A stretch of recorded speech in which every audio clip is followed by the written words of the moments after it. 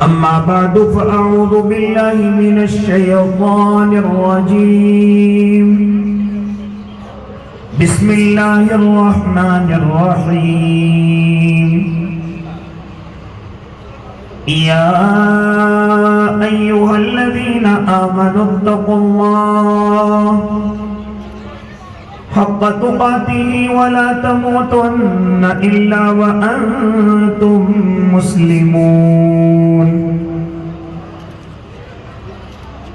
عن أبي هريرة رضي الله تعالى عنه قال قال رسول الله صلى الله عليه وسلم اتق المحارم تكن أعبد الناس وارض بما قسم الله لك تكن أغنى الناس وأحسن إلى جارك تكن مسلما وأحب للناس ما تحب لنفسك ولا تكثر الزهد فإن كثرة الزهد تميت القلب أو كما قال صلى الله عليه وسلم صدق الله العظيم وصدق رسوله النبي الكريم ونحن على ذلك من الشاهدين والشاكرين والحمد لله رب العالمين سارے عالم کی مٹی میں جلوہ فگن جتنے درے ہیں اتنے درود آپ پر سارے عالم کی مٹی میں جلوہ فگن جتنے درے ہیں اتنے درود آپ پر باغ کونین کے سارے اشجار میں جتنے پتے ہیں اتنے درود آپ پر چشم انسان سے اشکوں میں ٹپکے ہوئے جتنے قطرے ہیں اتنے درود آپ پر ساری تقریر و تحریر انسان میں رب کونین کے سارے قرآن میں ساری تقریر و تحریر انسان میں رب کونین کے سارے قرآن میں جس قدر لفظ ہیں جس قدر حرف ہیں جتنے نقطے ہیں اتنے درود آپ پر میرے کہنے کا مطلب ہے اللہ کے جتنے جلوے ہیں اتنے درود آپ پر اللہم صلی علی سیدنا محمد وعلی سیدنا محمد وبارک وسلم آپ تمام حضرات بھی ایک مرتبہ بلند آواز سے درود شریف پڑھ لیں میرے اور آپ کے آقا کی خدمت عالیہ میں نذرانِ عقیدت و محبت پیش فرما لیں ایک مرتبہ تمام حضرات زور سے درود شریف پڑھ لیں اللہم صلی علی سیدنا محمد وعلی سیدنا محمد وبارک وسلم باوقار علماء کرام معزز سامعین نظام عزیز دینی بھائیوں بزرگوں نوجوانوں اور معصوم بچوں پردوں میں سماعت فرمانے والی پاکیزہ اسلامی مائیں اور بہنوں حضرت مولانا غیاث الدین صاحب رحمت اللہ علیہ کے اس گلشن میں حضرت اقدس حضرت قاری محمد شمشاد صاحب کی دعوت پر پہلی مرتبہ حاضری کا شرف مل رہا ہے یقیناً اس عظیم جلسے کی اس باوقار پر رونق محفل کو دیکھ کر دل باغ باغ ہوا ایک نہیں دو نہیں تقریباً 9 حفاظ کرام آپ کو اس ادارے سے دیے جا رہے ہیں یہ اس ادارے کی کامیابی کی علامت ہے یہاں کے ذمہ دار یہاں کے مکمل عملے کی اللہ کے دربار میں مقبولیت کی علامت ہے اور آپ نے جو خون پسینے سے کمایا ہوا تعاون پیش کیا اس کی بھی اللہ کے دربار میں قبول ہونے کی علامت ہے کہ اللہ نے آپ کو یہ 9 حفاظ عطا فرمائے ہیں ہم سب مل کر کے دعا کریں اللہ ان کو نیک صالح عالم با عمل بھی بنا دے اور ہم سب کی ان کو مغفرت کا ذریعہ بھی بنا دے۔ میرے بھائی، ناظم جلسہ کا حکم، وقت متعین، انشاءاللہ اپنی بات کو وقت متعینہ پر مکمل کروں گا۔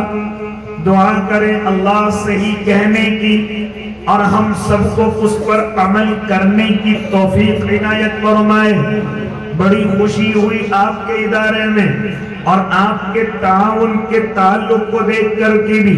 اللہ اس تعاون کو آپ کی پریشانیوں کے دور ہونے کا ذریعہ کر دے اور آپ کی جائز ضرورتوں کے پورا ہونے کا ذریعہ بنا دے۔ میرے بھائی، میں اور آپ یہ بات بخوبی جانتے ہیں کہ میرے اور آپ کے آقا محمد عربی صلی اللہ علیہ وسلم اس زمین پر تشریف لائے ہیں۔ آپ اس طرح سے تشریف لائے کہ شروع میں آپ کو پریشانیوں کا سامنا کرنا پڑا، لیکن جب وہی قوم پریشان کرنے والی، آپ کو مصیبتوں میں ڈالنے والی، جب آپ کی دلدادہ ہو گئی، جب آپ سے محبت کرنے والی ہو گئی، حالانکہ آقا کے آنے سے پہلے میں اور آپ اس زمین کے حالات جانتے ہیں، اپنے علماء سے سنتے رہتے ہیں، اصحاب سیر کی کتابوں کو میں اور آپ گردانتے رہتے ہیں۔ مجھے اور آپ کو یہ بات روز روشن کی طرح آیا ہوتی ہوئی نظر آتی ہے کہ آقا کے آنے سے پہلے اس زمین کا نظام بڑا تبدیل ہے۔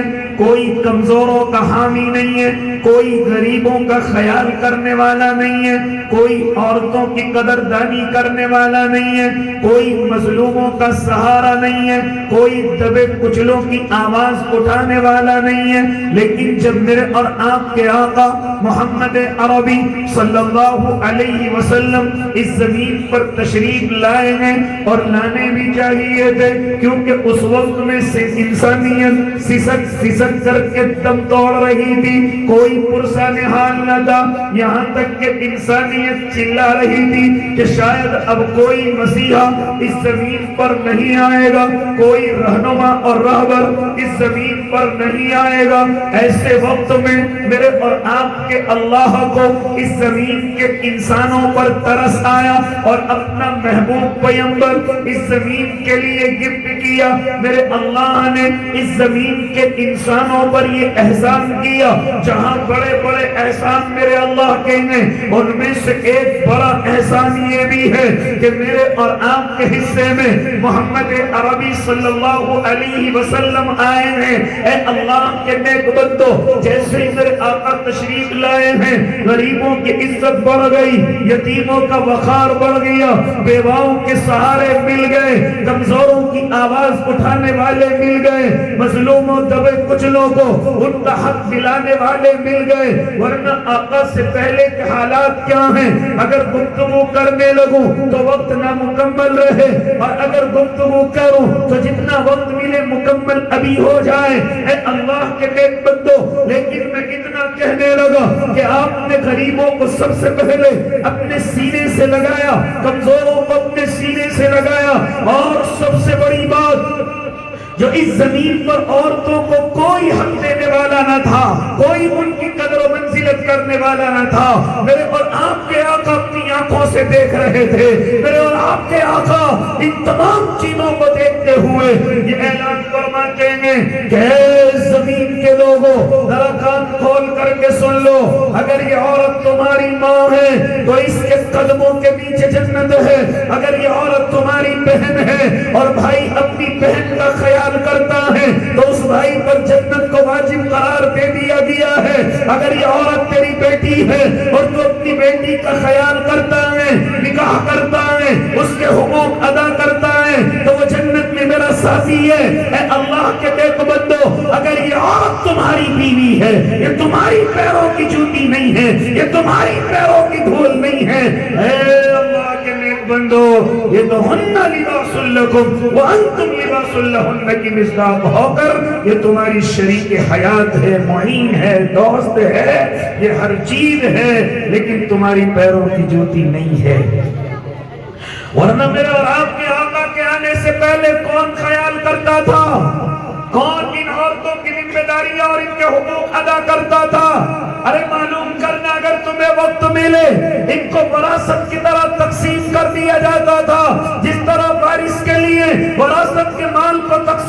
دیا جاتا ہے، اسی طرح بیویوں اور عورتوں کو بھی تقسیم کر دیا جاتا تھا۔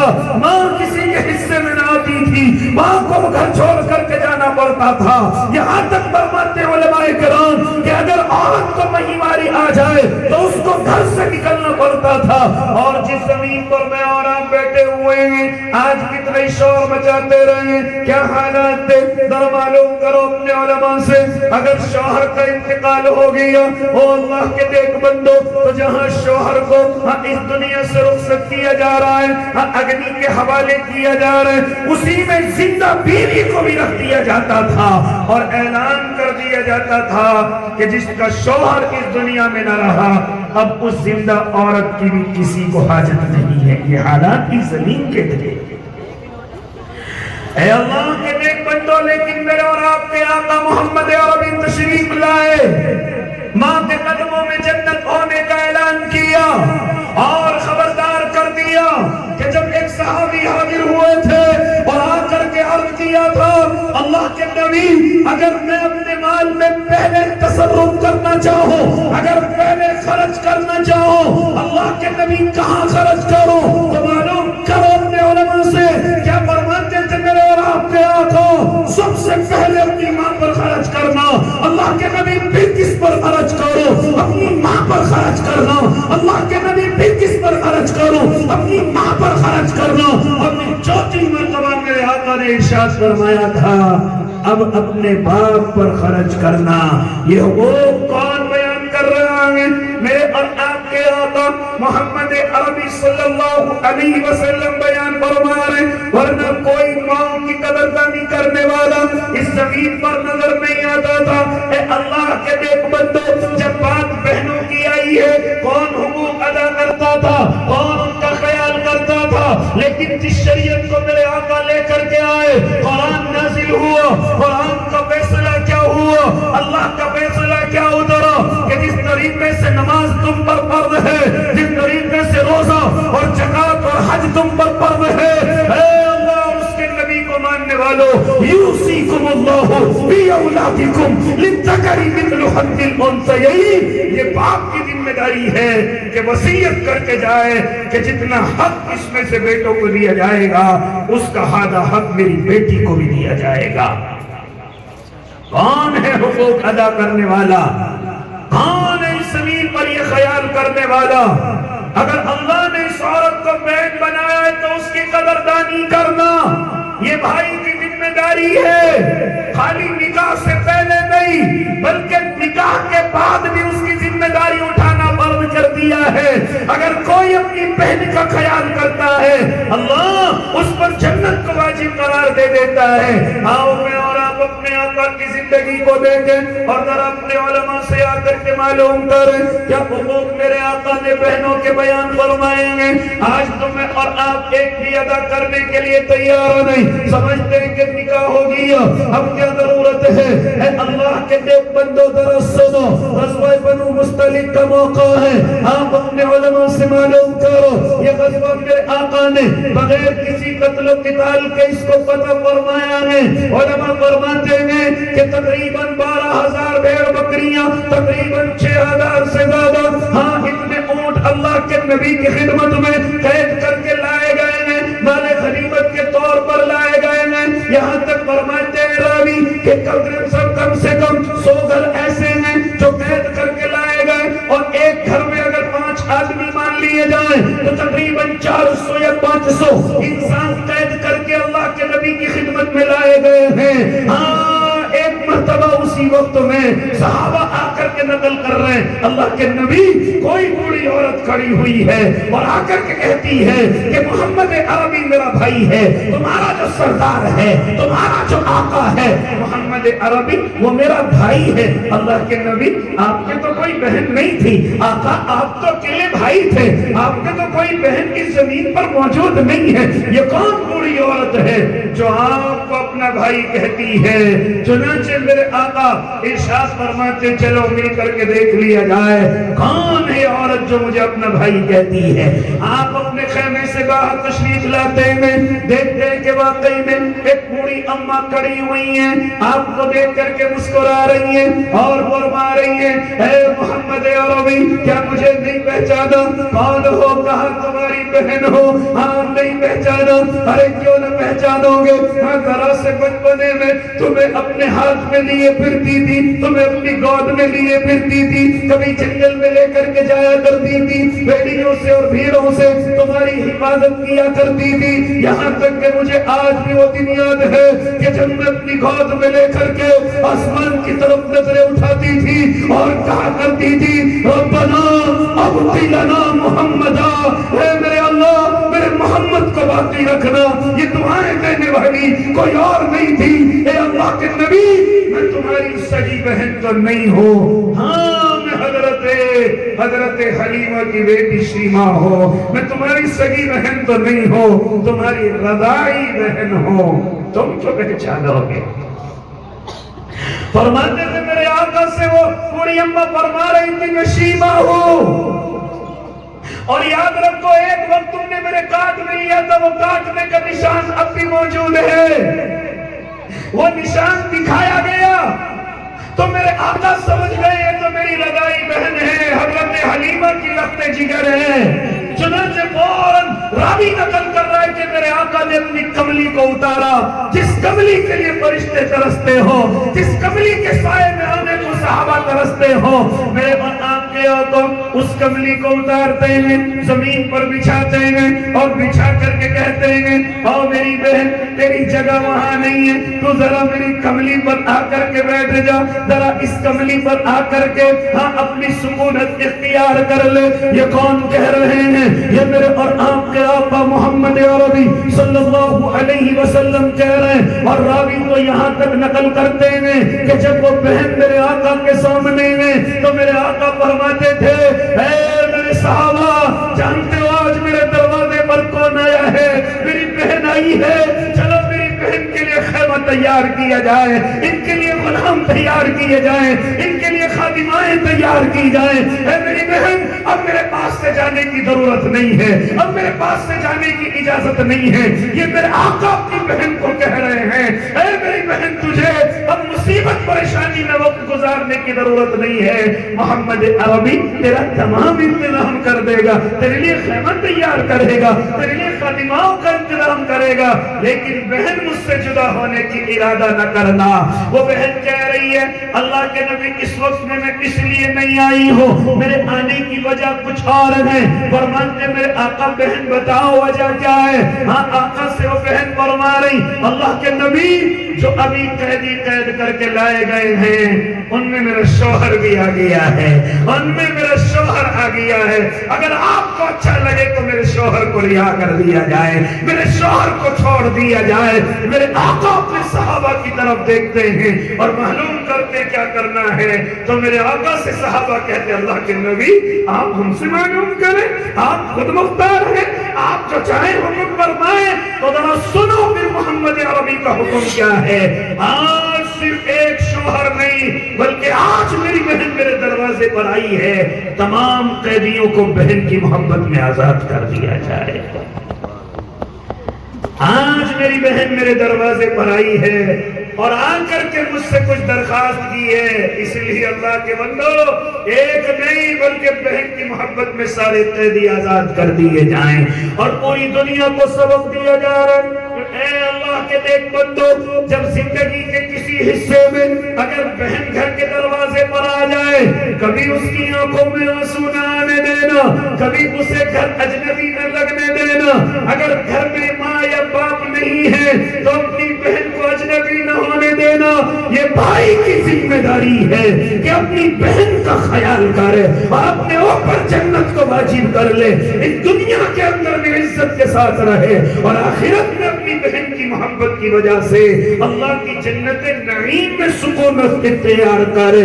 یہ کون کر رہا ہے؟ ورنہ آقا سے پہلے ان بہنوں کی کون قدر کرنے والا تھا؟ آقا سے پہلے ان بہنوں کے کون حقوق ادا کرنے والا تھا؟ بیٹیوں کی کوئی قدردانی نہیں، ماؤں کی کوئی قدردانی نہیں، ہم بیویوں کی کوئی قدردانی نہیں۔ اے اللہ کے نیک بندو، لیکن میرے اور آپ کے آقا محمد عربی تشریف لاتے ہیں، یہ حقوق ادا کرنے پر لوگوں کو مجبور کرتے ہیں۔ جو اس شریعت پر عمل کرے گا اسے یہ حقوق ادا کرنے ہوں گے، اسے اپنی ماں کی خدمت کرنی ہوگی، اگر جنت اسے چاہیے تو اپنی بہن کا خیال کرنا ہوگا، اگر جنت اسے چاہیے تو اپنی بیٹیوں کا خیال کرنا ہوگا، اگر جنت اسے چاہیے تو اپنی بیوی کی محبت کے ساتھ اپنے وقت کو گزارنا ہوگا۔ اے اللہ کے نیک بندو، ورنہ کون اس زمین پر یہ حقوق ادا کرنے والا تھا؟ بعد میں تو ایک صحابی بھی حاضر ہوئے تھے، اور عرض کر رہے تھے آقا، جن کو شریعت نے حضرت صعصع کا نام دیا ہے، حضرت صعصع رضی اللہ تعالیٰ عنہ اللہ کے نبی کی خدمت میں حاضر ہو رہے ہیں اور اپنا ایک قصہ بیان کر رہے ہیں۔ آقا، ہم نے ایمان لانے سے پہلے بڑے گناہ کیے ہیں، آقا ہم نے ایمان لانے سے پہلے کچھ نیکیاں بھی کی ہیں، کیا ہمیں اس نیکیوں کا پھل ملے گا؟ کیا ہمیں ان گناہوں کی سزا ملے گی؟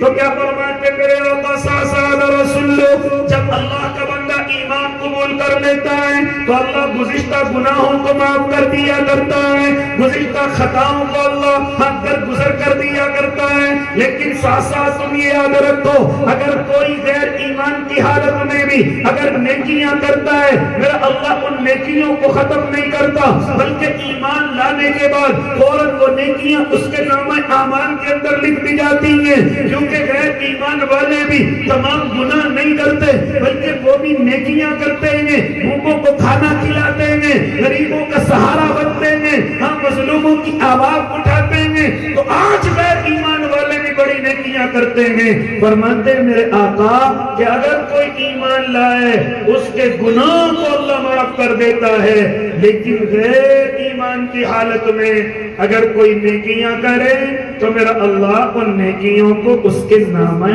اعمال کے اندر لکھ دیتا ہے۔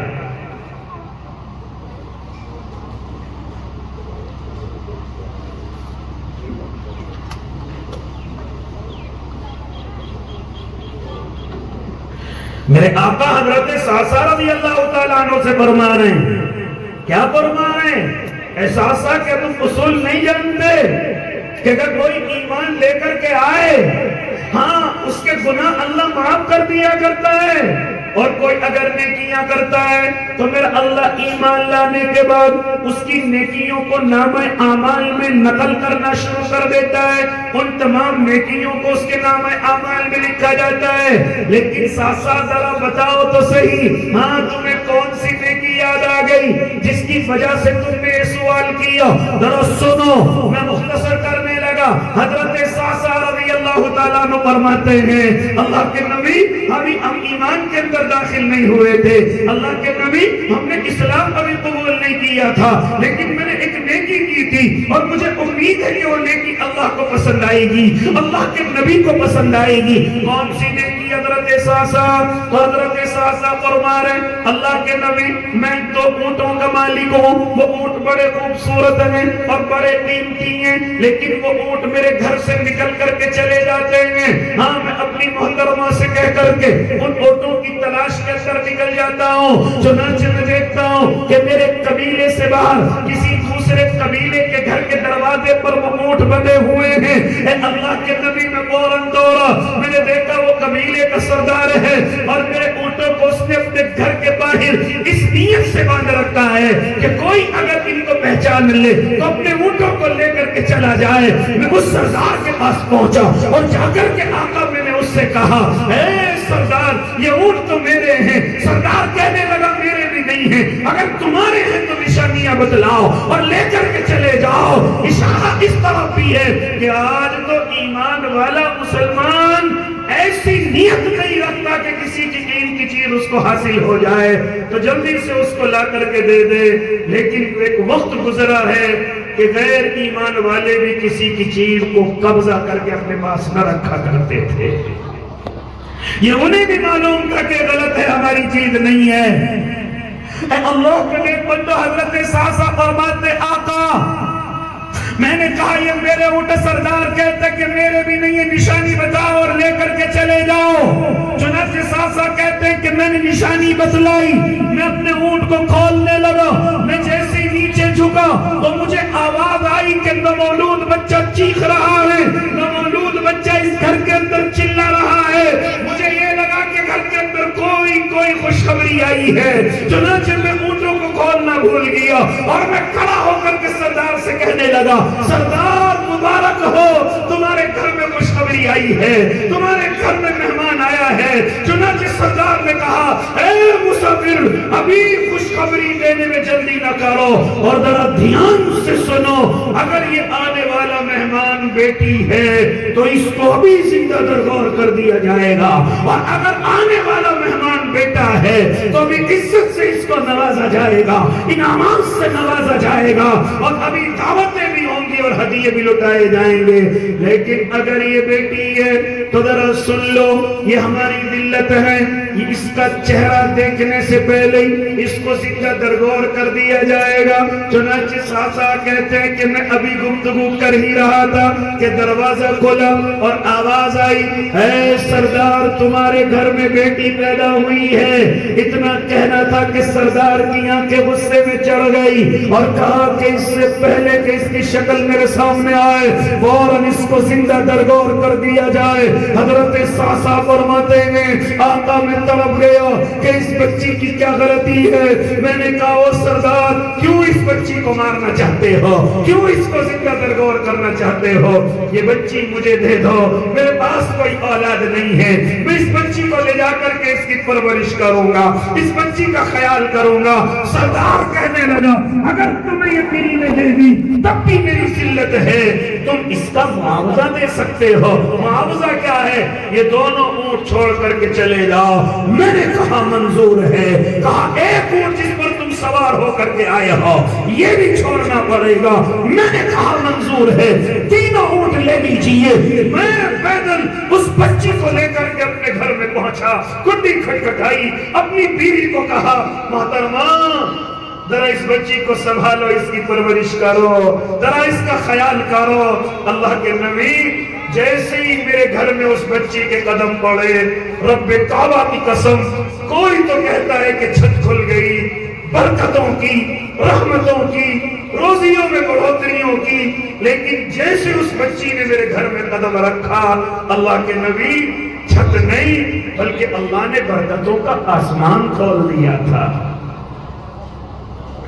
جیسے وہ بچی میرے گھر میں ہوئی میری روزی میں بڑھوتری ہو گئی، میرے کاروبار میں ترقی ہو گئی، اور وہ زمانہ ایسا ہی اللہ کے نبی بچیوں کو زندہ درگور کر دیا جاتا تھا۔ اب مجھے جہاں بھی معلوم ہوتا کہ وہاں بچی پیدا ہوئی ہے میں تیزی کے ساتھ دوڑ کر کے جاتا اور 3 اونٹ ان کو دیتا اور ان بچی کو مرنے سے بچا کر کے لے کر کے آ جاتا۔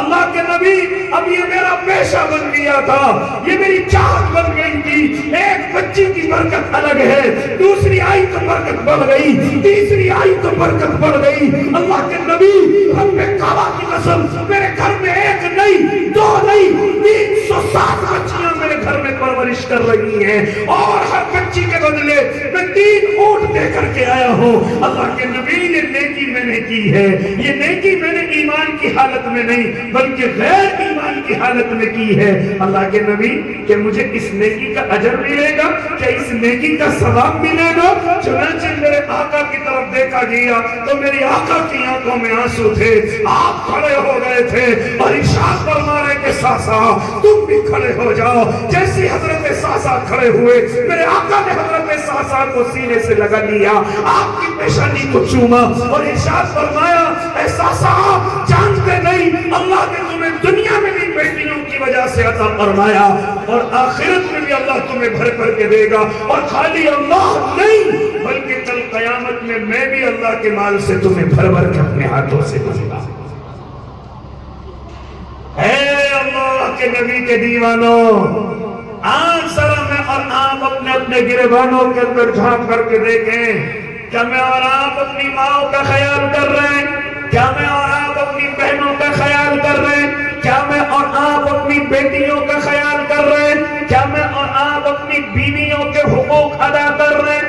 اگر نہیں کر رہے ہیں تو ذرا ہوش کے ناخن لیجئے، اور یہ جو سن نازک ہے اس کا خیال کیجئے، اس کی ذمہ داری کو اٹھائیے، زمانہ جاہلیت کی طرف واپس جانے کی کوشش نہ کریے۔ ان عورتوں سے نفرت زمانہ جاہلیت کے اندر ہوا کرتی تھی، آج بھی میرے اور آپ کے گھروں کا حال بن گیا کہ اگر یہ خبر مل جائے کہ گھر کے اندر بیٹی پیدا ہوئی ہے، ماں اور باپ کے چہرے اتر جاتے ہیں۔ آج وہی زمانہ لوٹ کر کے میری اور آپ کی زندگیوں کے اندر ہے۔ اگر کسی کے 4-5 بیٹیاں ہو جائیں تو لوگ ان کو تانے دینے لگتے ہیں، یہاں تک کہ بیوی کو دوسرے نکاح کی دھمکی دینے لگتے ہیں۔ اے اللہ کے نیک بندو، یہاں تک کہ اس کو اپنے گھر میں نحوست کی نظروں سے دیکھا جاتا ہے۔ آج پھر میرے اور آپ کے گھروں کا حال یہ بن گیا کہ اگر گھر میں بیٹی پیدا ہو جائے کوئی خوشی کا ماحول نہیں، کوئی ہدیے اور تحفوں کا ماحول نہیں۔ اگر گھر میں بیٹے ہو رہے ہیں تو اس کو عزت کی چیز سمجھا جا رہا ہے، اس کو مردانگی کی چیز سمجھا جا رہا ہے۔ حالانکہ اللہ کے نبی کے دیوانوں کہاں کھو گئے؟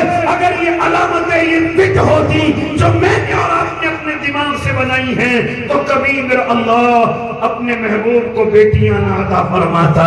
اگر یہ طاقت کی علامت ہوتی، اگر یہ بزرگیت کی علامت ہوتی تو اللہ اپنے محبوب کو بیٹے ہی بیٹے دیتا، بیٹیاں نہ عطا فرماتا۔ بیٹیاں نعمتوں کے ساتھ ساتھ اللہ کی رحمتیں ہیں، اس لیے اللہ نے میرے اور آپ کے آقا کو بیٹیاں ہی بیٹیاں عطا فرمائی ہیں۔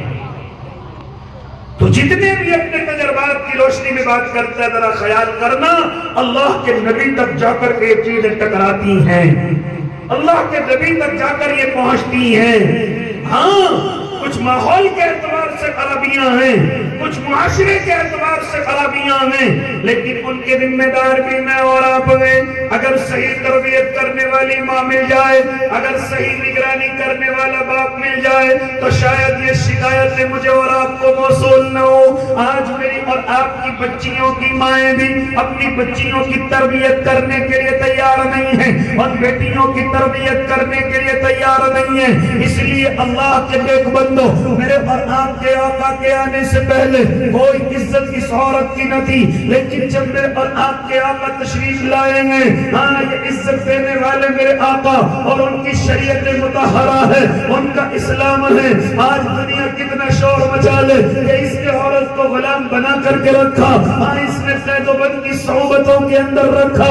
نانا اللہ کے نیک بندے، یہ عزت اسلام نے دی ہے، یہ اسے وقار اسلام نے دیا ہے، ورنہ کوئی اس زمین پر قدر کرنے والا نہ تھا۔ اور آج جو دنیا کہہ رہی ہے کہ ہم نے اس عورت کو عزت دی ہے، کوئی عزت نظر نہیں آ رہی ہے۔ نوکریوں پر ان کو بٹھا دیا گیا تاکہ مردوں سے کم ان کو نوکری دینی پڑے، میدانوں کے اندر برہنہ لا کر کے کھڑا کر دیا تاکہ زیادہ سے زیادہ لوگ دیکھنے کے لیے آئیں اور ہمارا کاروبار چلے۔ انہیں ہوٹلوں کی زینت بنا دیا گیا تاکہ زیادہ سے زیادہ کسٹمر آئے، دکانوں پر بٹھا دیا، ایک ہوتس بنا دیا۔ اے اللہ کے نیک بندو، آج عورت کا سب سے زیادہ استعمال اپنے کاروبار کو چمکانے کے لیے کیا گیا ہے۔ یہ نہیں کہ عورت کی قدر بڑھ گئی ہے، عزت بڑھ گئی۔ جو عزت اللہ رب العزت نے اسلام کے ذریعے سے اس عورت کو عطا فرمائی ہے، وہ آج تک دنیا میں کوئی نہ کر سکا، نہ کوئی دے سکا۔ اگر یہ عورت تیری ماں ہے تو بیٹے کی ذمہ داری کہ اپنی ماں کا خیال کرے، اس کو کمانے کی ضرورت نہ پڑے، اس کو کاروبار کی طرف چلنے کی ضرورت نہ پڑے۔ اسی لیے تو فرماتے تھے جب تیرا خرچ کرنے کے لیے دل چاہے تو سب سے پہلے اپنی ماں پر آ کر کے خرچ کرنا۔ جب تجھے اپنے مال سے تصرف کرنے کا ارادہ ہو تو سب سے پہلے اپنی ماں کی طرف خیال کرنا۔ کرنا, اپنے باپ کی طرف خیال کرنا. اے اللہ کے نیک بندو, اگر عورت کو بہن بنایا ہے تو اس کی ذمہ داری کہ بھائی اس کا خیال کرے. کوئی ضرورت نہیں کہ بہن کہیں جا کر کے کاروبار کرے, کہیں جا کر کے نوکریاں کرے. یہ ذمہ داری بھائی کی ہے کہ اپنے بہن کا خیال کرے. اسی طرح بیٹی کی ذمہ داری باپ کے سر پر, بیوی کی ذمہ داری اس کے شوہر کے سر پر ہے. خیال کریں گے نا انشاءاللہ؟ جتنے بھی درجے اللہ نے اس عورت کے بنائے ہیں قدر کریں گے نا انشاءاللہ؟ اگر ماں ہے تو انشاءاللہ قدر کریں گے, بہن ہے تو اس کے حقوق ادا کریں گے, بیٹی ہے تو اس کی پرورش اور تربیت اور اس کے حقوق ادا کے ساتھ ساتھ اس کا نکاح اچھی جگہ کریں گے. اور اگر بیوی ہے تو اس کو اپنی پیروں کی دھول نہیں بلکہ اس کو اپنی دوست, اپنی شریک, اپنی معین بنا کر کے رکھیں گے. اللہ ان مختصر سی باتوں پر مجھے بھی عمل کی توفیق دے, آپ کو بھی عمل کی توفیق دے. آمین وآخر دعواہم الحمدللہ. ماشاءاللہ. ابھی آپ حضرات